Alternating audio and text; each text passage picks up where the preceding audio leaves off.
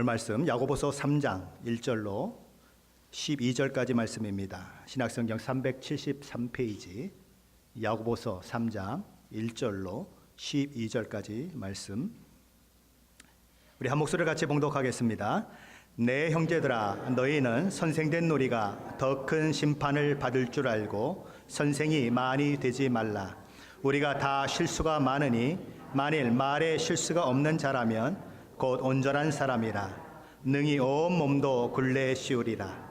우리가 말들의 입에 재갈 물리는 것은 우리에게 순종하게 하려고 그 온 몸을 제어하는 것이라.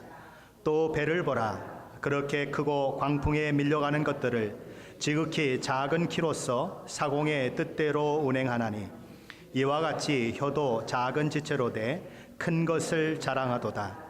보라, 얼마나 작은 불이 얼마나 많은 나무를 태우는가. 혀는 곧 불이요 불의의 세계라. 혀는 우리 지체 중에서 온몸을 더럽히고 삶의 수레바퀴를 불사르나니 그 사르는 것이 지옥불에서 나느니라.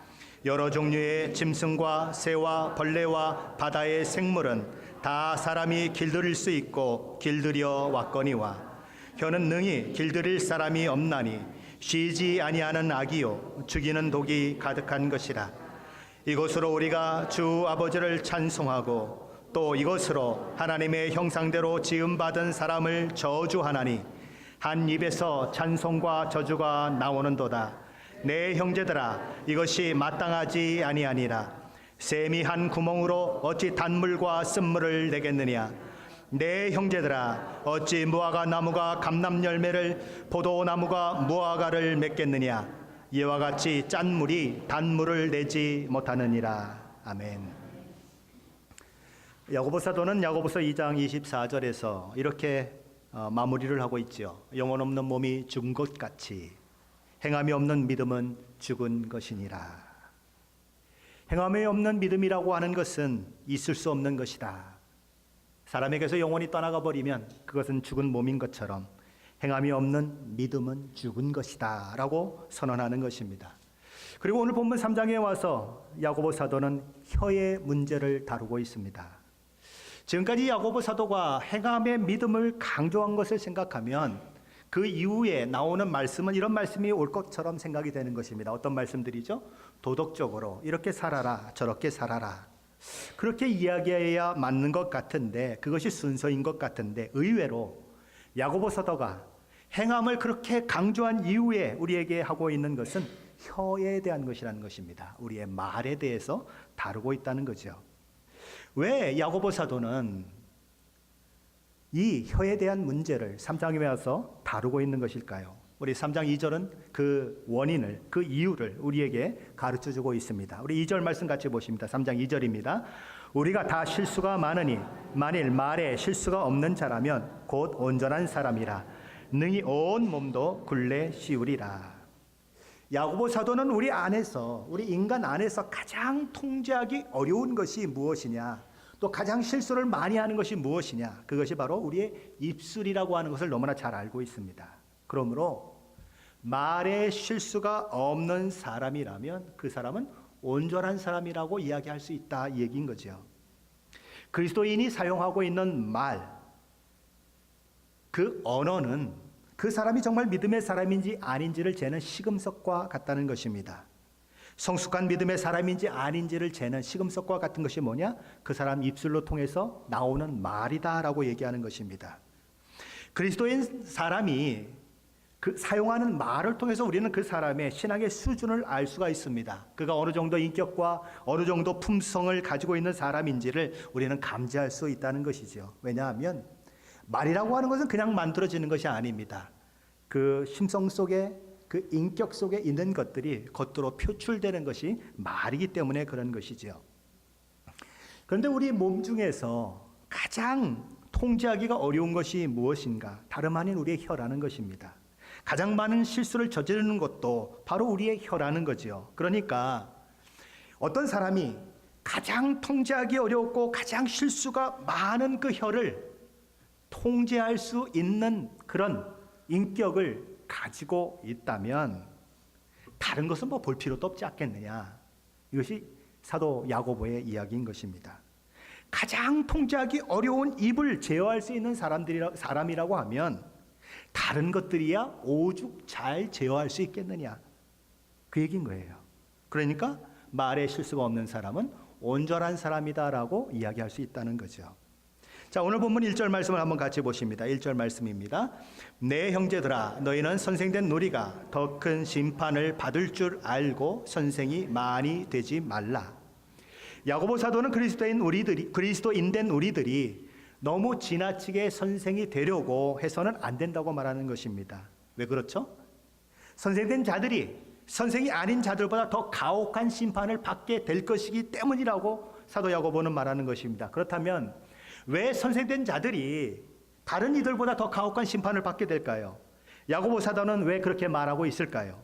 그것은 선생된 자들은 몸의 모든 기관 중에서 가장 제어하기 힘든 그 혀를 주로 사용하는 사람들이기 때문에 그런 것입니다. 그들은 혀를 다른 사람보다 더 많이 사용하는 사람들이에요. 다시 말해서 직책상 말을 많이 해야만 하는 사람들이기 때문에 말이 많으면 실수가 많고 말이 많으면 죄를 지을 수밖에 없는 그런 일들이 있는 것처럼 그는 더 많은 심판을 받게 되는 그 일들을 할 수 있기 때문에 많이 선생이 되지 말라라고 얘기하는 것입니다. 잠언 10장 19절 말씀은 이렇게 말씀합니다. 말이 많으면 허물을 면하기 어렵다. 전도서 5장 3절은 말이 많으면 우매한 자의 소리가 난다고 말합니다. 그래서일까요? 욥기 11장 2절에 보면 나아마 사람 소발이라고 하는 사람이 욥을 향해서 이야기를 하는데 그 이야기 중에 이런 이야기가 있습니다. 말이 많은 사람이 어찌 의롭다함을 얻겠느냐. 말이 많으면 허물이 많아지고 말이 많으면 죄를 범하는 일들이 더 많아지기 때문에 말이 많은 사람은 의롭다함을 얻지 못한다고 그는 주장하는 거예요. 왜요? 말을 많이 하면 할수록 실수를 더 많이 하게 되고 말을 많이 하면 할수록 죄를 더 많이 짓기 때문에 말이 많은 사람은 의롭게 되지 못한다라고 얘기하는 것입니다. 그래서 야고보 사도는 너희는 선생된 우리가 더 큰 심판을 받을 줄 알고 선생이 많이 되지 말라고 그렇게 권면하는 거죠. 자, 그렇다면 이 혀의 영향력은 얼마나 클까요? 제가 오늘 권사님을 통해서 들었던 이야기입니다. 실제 이야기예요. 이분들은 아직도 살아계신 분들이에요.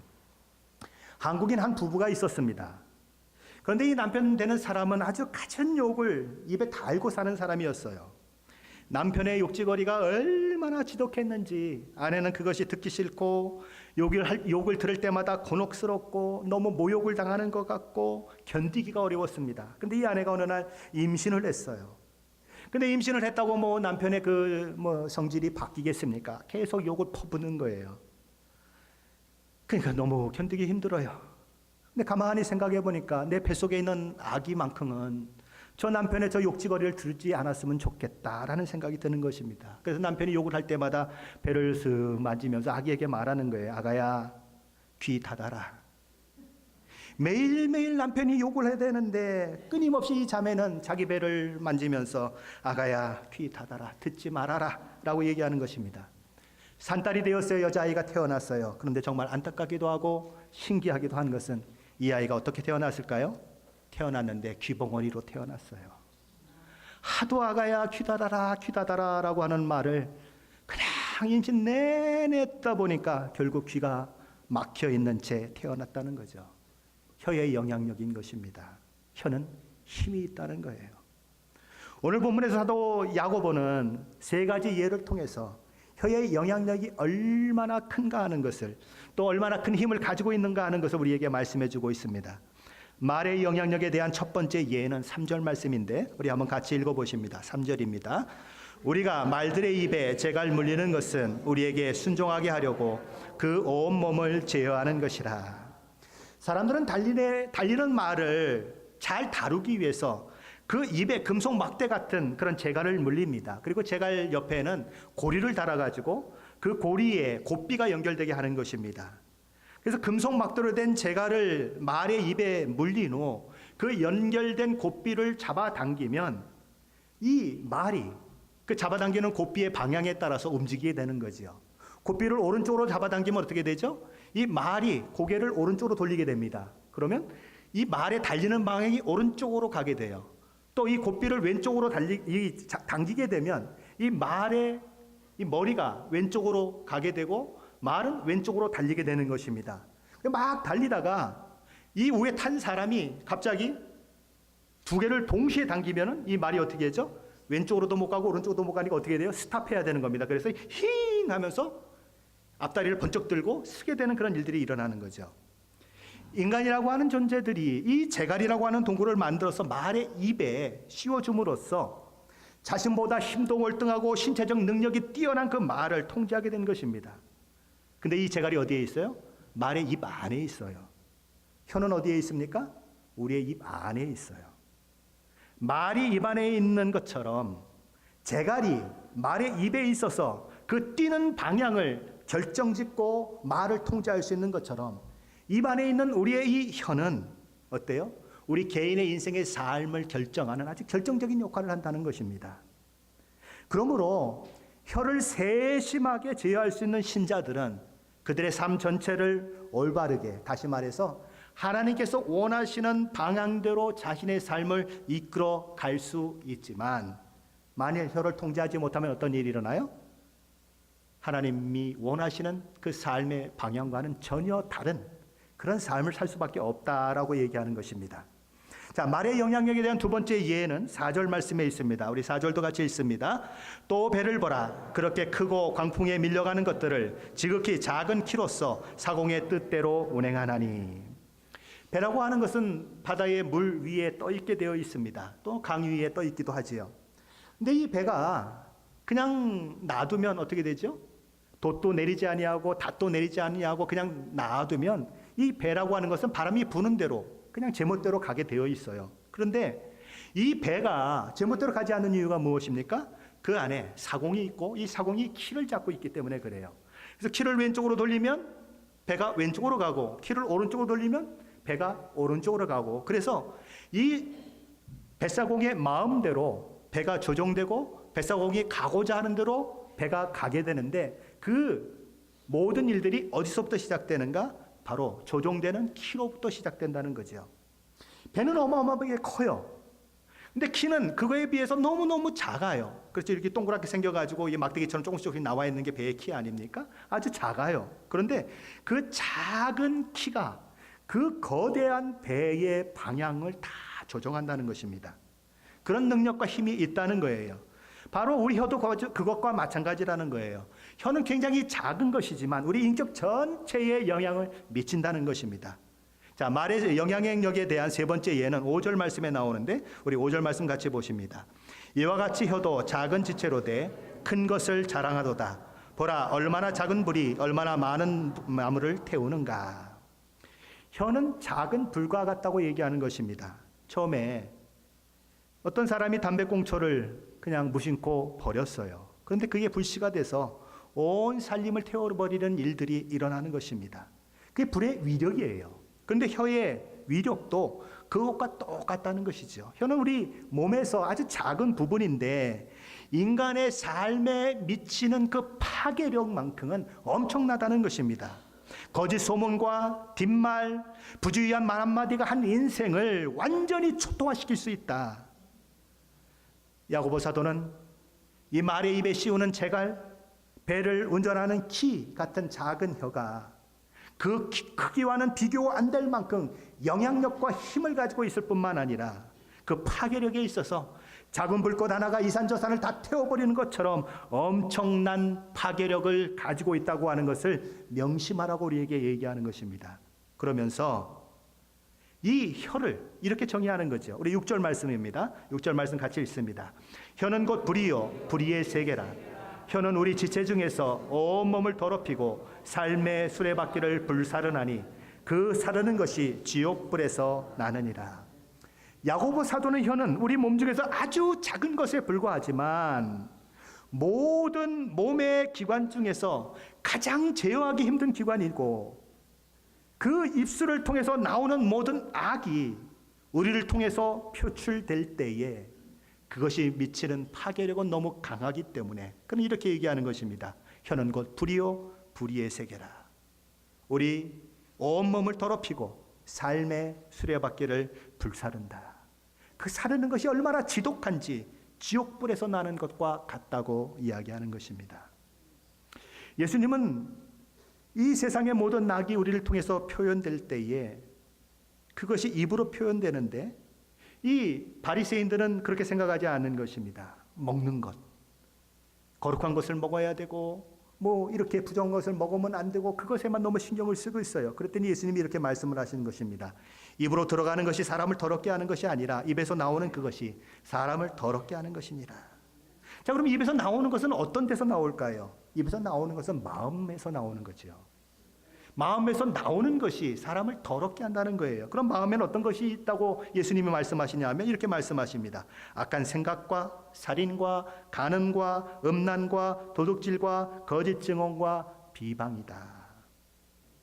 마음에 있는 악한 생각, 살인, 음란, 성적 부도덕, 도둑질, 거짓 증거, 비방하는 것과 같은 것들이 작은 지체인 입을 통해서 나오기 때문에 혀는 전 인격을 부패시키고 그의 삶의 전 과정에 불을 지르고 엄청난 피해를 입힌다는 거예요. 이렇게 혀는 엄청난 파괴력을 가지고 있기 때문에 혀를 통해 삶의 수레바퀴를 불태우는 일들이 일어난다고 하는 것입니다. 삶의 수레바퀴라고 하는 것은 세월이 지나가면서 수레바퀴는 계속해서 굴러가는 것처럼 세월이 지나가면서 우리의 인생이, 우리의 삶이, 그렇죠? 이렇게 과정이 있어야 하는 것 아니겠습니까? 그런데 수레의 바퀴가 불에 타버리면 어떻게 되죠? 수레는 굴러갈 수가 없어요. 그게 무슨 얘기입니까? 혀의 파괴력은 인간으로 하여금 정상적인 삶을 살게 하지 못한다는 거예요. 인간의 삶을 완전히 망가뜨릴 수 있다는 거예요. 그렇기 때문에 사도 야고보는 그 사르는 것이 지옥불에서 난다며 혀의 그 악함과 파괴력에 대해서 생각하라는 것입니다. 혀를 사용할 때에 최고의 경각심을 가지고 사용할 것을 권면하는 것입니다. 지난 2019년 1월 6일 멕시코에서는 10살짜리 여자아이가 목을 메고 자살하는 사건이 발생을 했습니다. 공개된 유서의 내용을 보니까 이런 내용이 전해집니다. 나는 엄마의 삶에 고통이고 아픈 존재였다. 나의 죽음이 엄마에게 큰 선물이 되었으면 좋겠다. 도대체 왜 이제 10살밖에 되지 않은 여자아이가 목을 메어 자살하는 길을 택했을까요? 그는 그 자살하는 죽음의 길을 택하면서 나의 죽음이 엄마에게 큰 선물이 되었으면 좋겠다는 유서를 남겨야만 했을까요? 그 이유를 알아보니까 엄마가 평소에 딸에게 던졌던 말 때문이라고 하는 것이 밝혀졌습니다. 아빠는 집을 나가버리고 홀로 된 엄마는 평소 이런 말을 딸에게 자주 했다죠. 너만 없었으면 내 삶이 이러지는 않았을 텐데. 너는 내 인생의 실수였어. 너 때문에 내가 못 살겠다. 그래서 딸은 자기가 엄마에게서 집만 되는 존재고 엄마를 불행하게 만드는 존재로 생각하게 되는 것입니다. 엄마 말대로 아빠가 집을 나가는 것도 자기 탓이라고 생각하는 거예요. 그래서 유서 속에 엄마 미안해 라고 말을 남기면서 죽는 길을 택한 것입니다. 그는 유서의 끝에 이런 말을 남겼습니다. 엄마, 하늘에서 만나면 꼭 껴안아줘. 사랑해. 사랑이 고픈 거예요. 근데 엄마를 통해서 나오는 말은 늘 저주스러운 말만 그렇게 퍼부어지는 것입니다. 어쩌면 엄마의 이 말은 화풀이 때문에 나온 말인지도 몰라요. 어쩌면 이 엄마의 말은 진심이 담긴 말이 아니고 그저 지나가는 말로 한 말인지도 몰라요. 그런데 그 말의 폭력이 이 딸의 가슴에 심겨졌고 그는 결국 죽음의 길을 택하게 된 것입니다. 말에는 뭐가 있다고요? 권세가 있어요. 말에는 힘이 있다는 것입니다. 그냥 내뱉어버리면 뭐 없어질 것 같지만 그 말은 씨가 되고 그 말은 자라게 되고 그 말은 열매를 맺게 되었다 이것이지요. 민수기 13장과 14장에 보면 모세가 각 지파별로 한 사람씩 대표자를 세워서 정복해야 할 가나안 땅에 정탐꾼으로 보내는 그런 사건이 기록되고 있습니다. 12명의 정탐꾼들이 가나안 땅을 들어가서 구석구석을 다 정탐하고 돌아와서 보고를 하게 됩니다. 그런데 10명의 정탐꾼들은 부정적인 보고를 하죠. 가나안 땅에는 거인족이 있습니다. 그들 보기에 우리는 메뚜기 같은 존재에 불과해요. 우리는 결코 그 땅을 취할 수 없습니다. 라고 얘기하는 것입니다. 갈렙과 여호수아가 막 옷을 찢으면서 경전하기에 아니에요. 하나님께서 우리와 함께 하시면 우리는 그 땅을 취할 수 있습니다. 그들은 우리의 먹이에 불과합니다. 라고 소리소리 질렀지만 그들의 마음을 돌이킬 수가 없었어요. 그들의 보고를 들은 이스라엘 백성들은 자기들을 애굽으로부터 인도하여 낸 모세와 아론을 원망합니다. 여호와 하나님을 원망합니다. 그러면서 이렇게 말했어요. 우리가 애굽 땅에서 죽었거나 이 광야에서 죽었으면 좋았을 것을 어찌하여 여호와가 우리를 그 땅으로 인도하여 칼에 쓰러지게 하려 하는가? 이들은 이렇게 말하는 것입니다. 애굽으로 돌아가는 편이 낫겠다. 애굽에서 차라리 죽었으면 얼마나 좋을까? 차라리 이 광야에서 죽었으면 좋았을 것을 우리가 가나안 땅에 들어가서 칼에 죽게 되었다고 얘기하는 것입니다.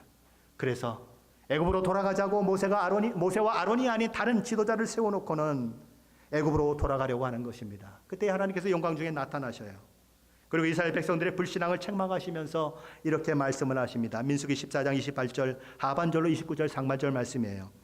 너희 말이 내 귀에 들린 대로 내가 너희에게 행하리니 너희 시체가 이 광야에 엎드려질 것이라. 하나님께서 뭐라고 말씀하세요? 너희 말이 내 귀에 들린 대로 내가 너희에게 행하리라. 하나님의 귀에 들려진 이스라엘 백성들의 말은 어떤 말이었어요? 우리가 차라리 애굽에서 죽었으면, 우리가 차라리 광야에서 죽었으면 얼마나 좋았을까라고 얘기했어요. 근데 하나님께서 어떻게 하시겠다고요? 내가 너희가 말한 그대로 하겠다. 이 광야에서 죽었으면 좋겠다고 얘기했던 너희의 말대로 너희 모든 사람들을 이 광야에서 죽어 엎어지게 하겠다라고 말하는 거예요. 그래서 갈렙과 여호수아를 제외한 20세 이상의 모든 남자가 광야에서 다 죽어요. 모세와 아론을 원망하고 그들의 지도자로 세우신 하나님을 원망하며 곱비 뿔린 망아지같이 함부로 말했던 불신앙의 말이 그대로 그들에게 이루어졌다라는 것입니다. 혀가 인생의 수레바퀴를 불태웁니다. 혀의 불은 얼마나 대단한지 꺼지지 않는 지옥불이라고 야고보 사도는 말씀하고 있는 것입니다. 이스라엘 백성들의 혀의 말은 지옥의 불이 되어서 그들의 인생의 수레바퀴를 불태워버렸습니다. 얼마나 힘들게 출애굽을 했습니까? 얼마나 힘들게 여기까지 왔어요. 그러나 약속된 가나안 땅에 들어가지 못하고 광야에서 죽는 그런 삶이 왜 일어났는가? 그 말 때문에 일어났다는 거예요. 잠언 18장 21절은 말합니다. 죽고 사는 것이 혀의 힘에 달렸나니 혀를 쓰기 좋아하는 자는 혀의 열매를 먹으리라. 혀에서 뱉은 말에 따라서 그 열매를 먹게 될 것이라는 거예요. 어떤 이는 그 혀 때문에 죽는 자도 있을 것이고 어떤 이는 그 혀 때문에 사는 자도 있을 것이다. 그런 얘기를 하는 것입니다. 제가 어릴 때 이웃집에 술망나니 아들을 둔 부부가 살았었습니다. 이 아들은 정말 못된 아들이었어요. 술을 먹으면 엄마 아버지를 때리는 그런 아주 불효자였습니다.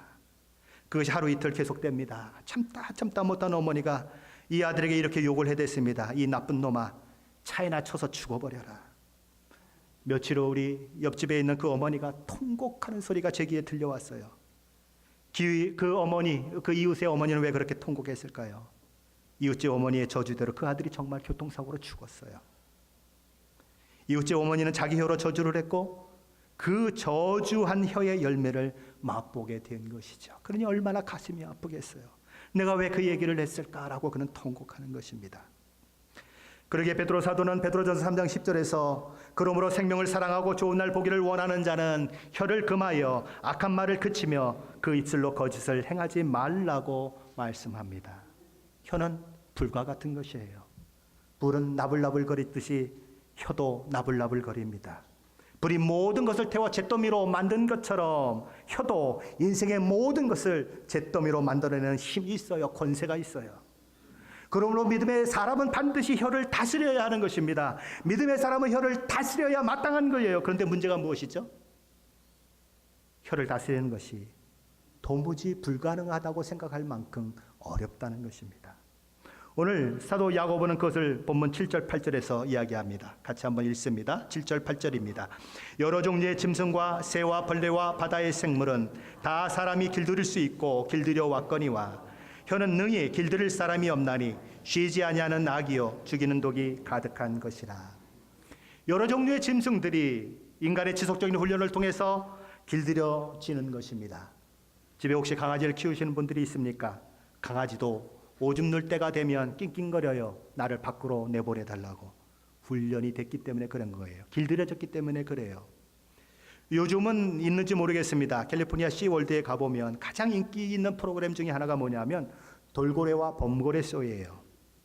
돌고래도 범고래도 저런 사이의 말 한마디에 물 위로 뛰어올라요. 물 아주 높은 곳에 긴 줄이 있는데 얘가 확 뛰어올르더니 그 줄을 뛰어넘습니다. 높이 뛰기에 아주 명수처럼 그런 일들을 하죠.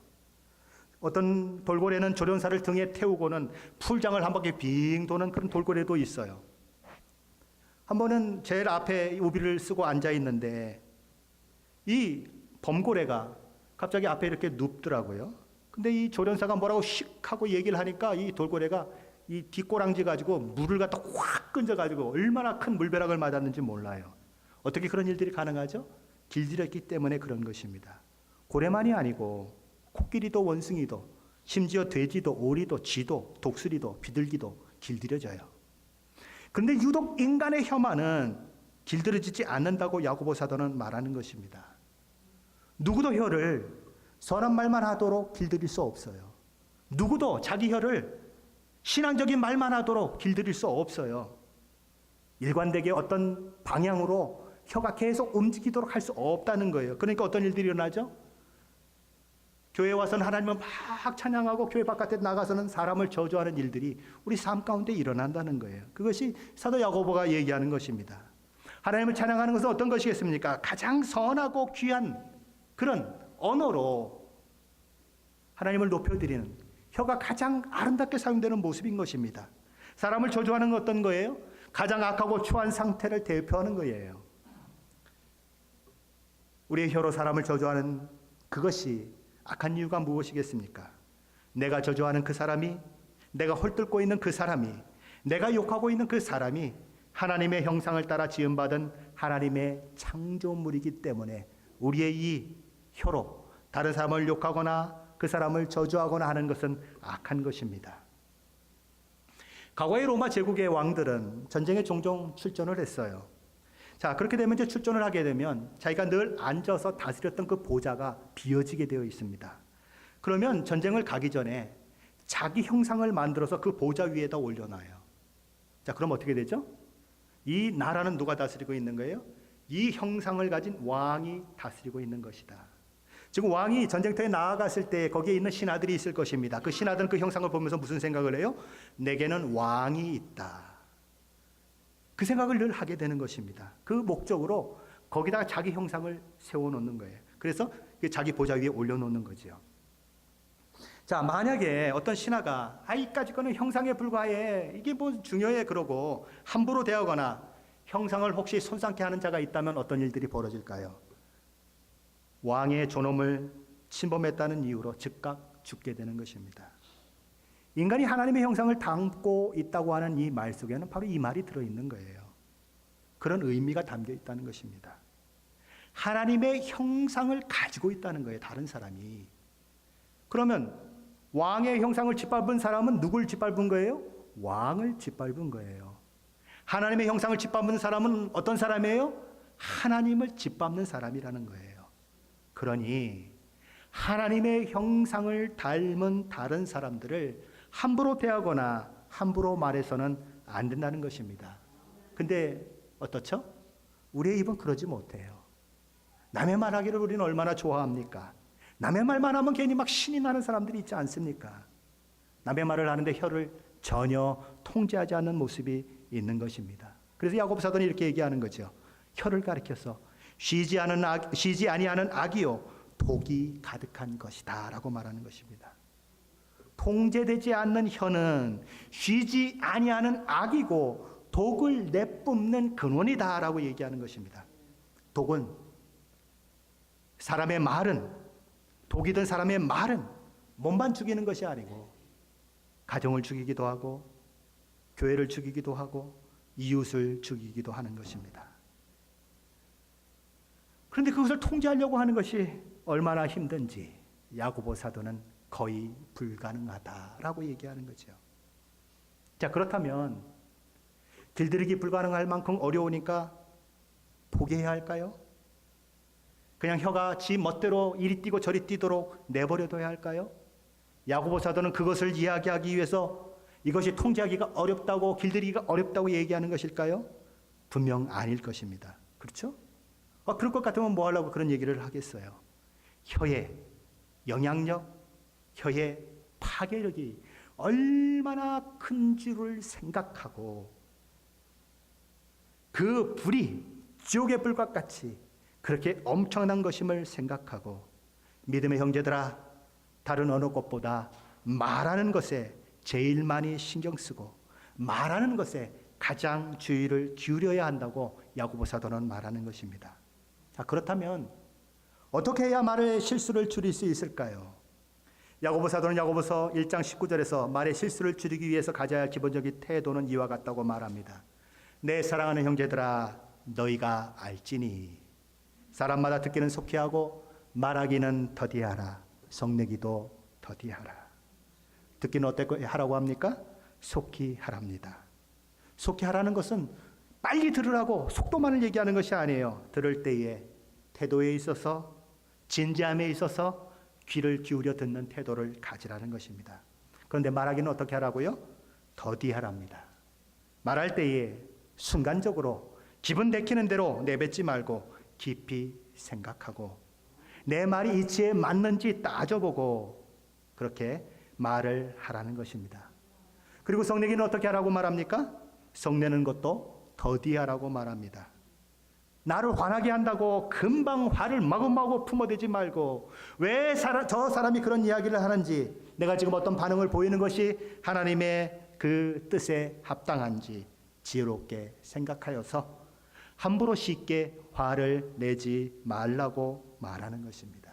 그래야 말의 실수를 줄일 수 있다는 거죠. 말의 실수를 줄이기 위해서 우리가 또 해야 하는 것들은 어떤 것들이 있을까요? 오늘 본문 9절로 12절에는 그것을 아주 이렇게 직접 얘기하는 것이 아니라 아주 간접적으로 우리에게 얘기해 주고 있습니다. 우리 9절부터 12절 말씀 같이 한 목소리로 봉독합니다. 이것으로 우리가 주 아버지를 찬송하고 또 이것으로 하나님의 형상대로 지음을 받은 사람을 저주하나니 한 입에서 찬송과 저주가 나오는도다. 내 형제들아, 이것이 마땅하지 아니하니라. 샘이 한 구멍으로 어찌 단물과 쓴물을 내겠느냐. 내 형제들아, 어찌 무화과 나무가 감람 열매를, 포도나무가 무화과를 맺겠느냐. 이와 같이 짠물이 단물을 내지 못하느니라. 야고보 사도는 입으로 주 아버지를 찬송하고 또 그 입으로 하나님의 형상대로 지음받은 다른 사람들을 저주하는 것은 마땅하지 않다고 말합니다. 그것은 마치 샘물이 한 구멍밖에 없는데 단물과 쓴물이 나오는 것과 똑같은 상황이다 라고 얘기하는 거예요. 한 구멍에서 단물과 쓴물이 나올 수 없는데 나온다는 얘기를 하고 있는 것입니다. 샘물에서 짠물과 단물을 동시에 낼 수 없는 것처럼 우리 입술을 통해서 찬양과 저주가 함께 흘러나올 수 없다. 그것은 마땅하지 않다고 얘기하는 것입니다. 그럼 마땅한 것은 무엇일까요? 반대로 얘기하면 우리에게서 쓴물이 나오는 것이 아니고 단물이 나오는 것이 마땅한 것이요, 저주가 아니라 찬송이 나오는 것이 마땅한 것이요, 우리를 입술을 통해서 다른 사람을 저주하고 그를 욕하는 것이 아니라 오히려 축복의 말을 쏟아내는 것이 마땅하다는 것입니다. 로마서 12장 14절 말씀에 보면 사도 바울은 우리에게 이렇게 얘기합니다. 우리를 박해하고 고통을 주는 사람이라고 하더라도 그들을 축복하라고 얘기해요. 축복하고 저주하지 말라고 말합니다. 21절에서는 그렇게 하는 것이 선으로 악을 이기는 것이라고 말해요. 자, 그런데 한번 생각해 보십시오. 내가 그냥 하루 종일 저주를 퍼부어도 내 마음이 시원치 않을 것 같은 그 인간인데 어떻게 그 사람을 축복할 수 있겠어요? 하루가 아니라 그냥 한 달을 퍼부어도 부족할 것 같은 그 인간인데 어떻게 내가 그를 축복할 수 있겠어요? 우리 인간으로는 불가능한 것입니다. 그런데 내 속이 내 것이 아니고 하나님의 것으로 채워지면 그것이 가능하다는 거예요. 우리 주님은 요한복음 7장 38절에서 이런 말씀을 하십니다. 나를 믿는 자는 성경의 이름과 같이 그 배에서 생수의 강이 흘러나오리라. 우리가 예수를 믿으면 성령 하나님께서 우리 안에 내주하 계시고 성령 하나님을 통해서 우리의 심령으로부터 생수의 강이 흘러나온다는 거예요. 나로부터는 쓴물밖에 나올 수 없고 나로부터는 독이 든 그 물밖에 나올 수 없지만 예수를 믿게 되고 성령 하나님이 내 속에 들어와 계시면 사람을 살리는 생수의 강이 흘러나올 수 있다는 거죠. 예수를 믿으면 나와 여러분이 예수 그리스도와 연합된 자가 됩니다. 저와 여러분은 예수 안에 있는 자요, 예수 그리스도는 내 안에 있는 그런 연합된 자가 되는 거예요. 저와 여러분이 우리와 연합된 예수 그리스도로 말미암아, 우리 안에 내주하시는 성령 하나님으로 말미암아 신성한 성품에 참여하는 자들이 되는 것이지요. 그렇게 되면 우리를 통해서 어떤 일들이 일어납니까? 성령의 열매들이 일어나고 거룩한 하나님의 성품을 닮은 복된 모습이 나타나게 되는 것이지요. 그럼 우리 심령에 하나님의 것들로 채워져 있으니까, 하나님의 은혜로 채워져 있으니까, 하나님의 놀라운 것들로 기쁨으로 채워져 있으니까 우리의 입술은 자연스럽게 그 마음에 있는 것들이 표현될 수밖에 없는 거지요. 그러면 입술이 통제를 받으려면 어떻게 해야 하지요? 우리가 하나님과 함께 동행하는 삶, 하나님의 임재 가운데 매일 걷는 그 삶이 우리 삶 속에 있어야 한다는 것입니다. 그것이 없으면요, 우리 마음은 어느 날은 찬양했다가 어느 날은 저주했다가 왔다 갔다 통제할 수 없는 마음이 된다는 거예요. 마음의 샘이 오염되면 오염된 독이 우리의 혀를 통해서 품어내지고 그것들로 말미암아 죽게 하고 또 사망의 독에 어려움을 겪는 사람들을 만들어낸다는 것입니다. 그런데 마음이 하나님의 것들로 가득 채워지면 우리는 우리의 혀를 통해서 사람을 살리는 그 일을 할 수 있게 되는 것입니다. 어떤 사람이 무심코 던진 한마디 말이 상대방의 마음에 박혀서 그로 하여금 미움과 악독으로 평생을 증오하며 살아가게 할 수 있습니다. 우리 부모들이 자녀를 향하여 무심코 던진 한마디, 너는 쓸모없는 놈이야 라고 한마디 했는데 그 아이의 마음속에 평생을 증오를 가지고 살게 만들어요. 그의 삶을 불태우는 일들이 일어나는 것입니다. 나는 별로 중요하지 않게 생각하고 말했어요. 그런데 내 아들 내 딸이 타격을 받게 되는 거죠. 내가 무시고 던진 한마디의 말이 어떤 한 형제, 자매의 가슴 속에 깊은 고통을 줄 수 있습니다. 그의 삶을 피폐하게 만들 수 있어요. 야고보서의 표현처럼 생애의 박기를 불사를 수 있다는 것입니다. 이처럼 무서운 영향력을 가진 것이 바로 말이라는 거지요. 우리의 혀의 말이 다른 사람의 영혼을 그처럼 아프게 하고 신음하게 하고 고통스럽게 만들 수 있을 뿐만 아니라 우리의 말이 다른 사람의 상처를 치료하기도 하고 다른 사람을 살리는 말이 될 수 있다는 것이지요. 그래서 에베소서 4장 29절에서 사도 바울은 이런 얘기를 합니다. 무릇 더러운 말은 너 입 밖에도 내지 말고 오직 더욱을 세우는 데 소용되는 대로 선한 말을 하여 듣는 자들에게 은혜를 끼치게 하라. 저와 여러분은 듣기는 속히 하고 말하기는 더디하셔야 합니다. 성내기도 더디하셔야 합니다. 그리고 하나님의 것으로 내 마음을 채워야 해요. 하나님의 성품으로 내 마음이 채워져야 하는 것입니다. 그러면 그 심령 속에 채워진 하나님의 것이 저와 여러분의 입술을 통해서 드러나게 되고 저와 여러분의 입술을 통해서 선한 말, 생명을 살리는 말이 나타나게 되는 것이죠. 그러면 수많은 영혼들이 위로를 받고 세워지고 사는 일들이 우리의 이 지옥의 불과 같은 혀를 통해서 일어나게 되는 것입니다. 그런 은혜가 저에게도 있고 여러분들에게 있으시기를 예수 그리스도의 이름으로 간절히 축원합니다. 기도하시겠습니다.